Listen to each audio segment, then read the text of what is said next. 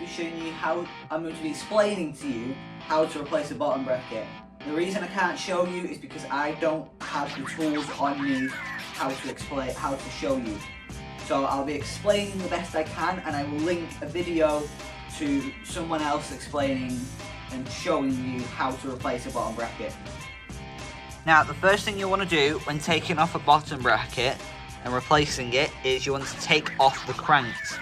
Now, you'll do this by removing the chain through either a quick link right here, using your quick link tool to take that off, or using a pin tool to take the pin out of the chain.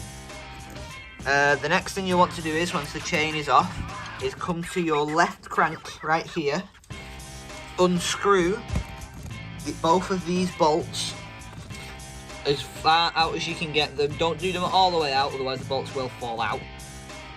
Once that's done, you want to come to this pin right here in the middle and lift it up from the bottom here. Once that's lifted up, you'll then want to get a Shimano tool and take this little cap out here. It should be hand tight, so it should be pretty easy to take out with the Shimano tool. Then once that's out, pull the crank off the bike and set it aside somewhere. Find the other crank on the right hand side and pull that out. If you're struggling to pull that out, get a rubber mallet if you have one and whack the side of the crank here. Whilst this is taken off, whack the side of the crank here, there'll be a little bit sticking out. Hit that out and it should take that one out as well. Now, once that's out, you want to get a bottom bracket tool, place it in the bottom bracket, twist and take the bottom bracket out,